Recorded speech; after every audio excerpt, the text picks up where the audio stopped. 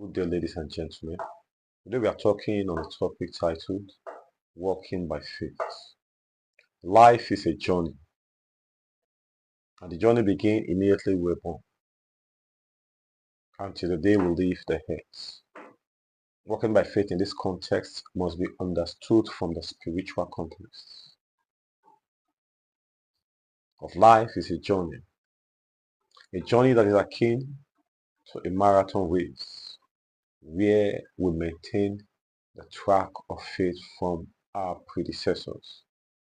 We are bound to leave it over, to hand it over to those after us.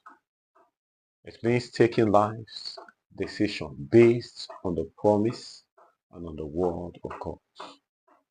No wonder we're told in 2 Corinthians chapter 5 verse 7, for we walk not, rather, for we walk by faith, not by sight.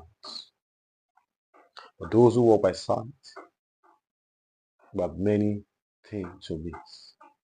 Because the sea, just like a man that raises his head above the ocean, they see only the surface. But beneath the ocean is the reality that triggers the waves.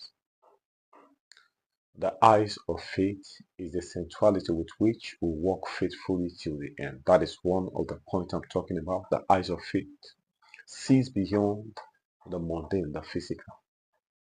It is born out of the possibilities of the spirit.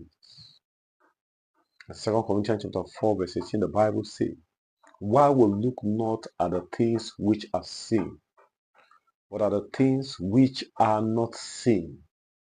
For the things which are seen are temporal, but the things which are not seen are eternal.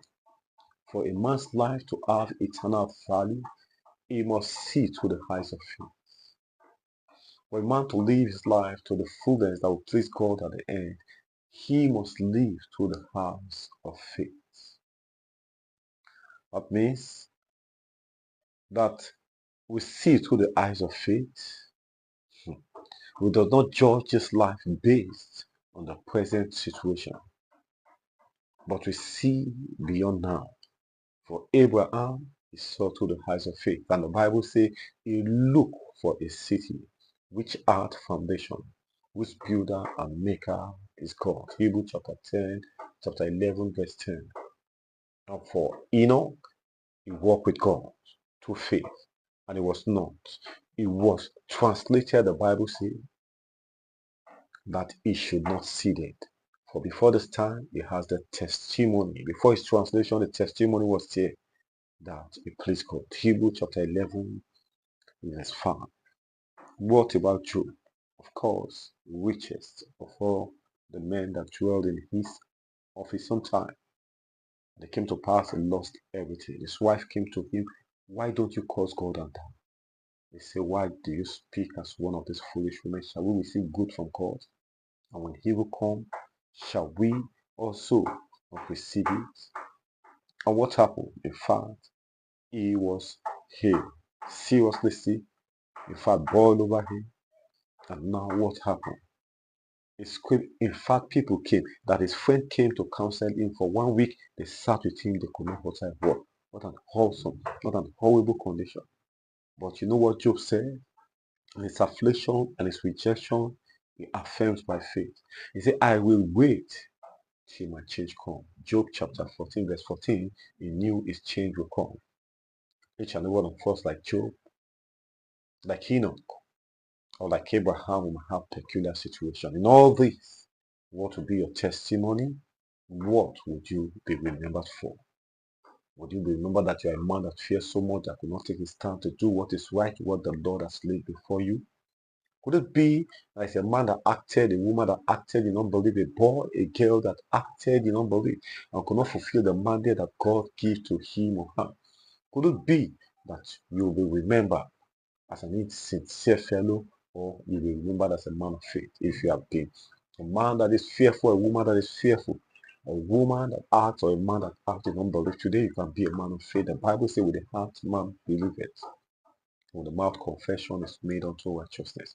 You can come to Christ this morning and tell him that you want to take a new leaf in your life. You want to live through the eyes of faith, which can be seen through Sacrifice is paid through the blood is shed and through the grace it poured upon all. You can come to Christ this morning and say, Lord, I want to walk the walk of faith. I want to walk by faith. I'm tired of walking by sight. And the Bible says, by strength, by sight shall no man prevail. That is the spirit that quickeneth. Today, the Spirit of God can quicken you. Why not go to Christ and say, Lord, have mercy upon me? In all the ways I've come short of your glory, forgive, pardon, cleanse me, and wash me with your blood. Today, I take a new turn to live by the faith that Christ has made available through Calvary, and I accept his sacrifice, and I want to live that life. I want to have that relationship with Christ. All my sins, my fear at Calvary, I poured, and I take your faith to live with. Open your mouth and tell it to the Lord in prayer.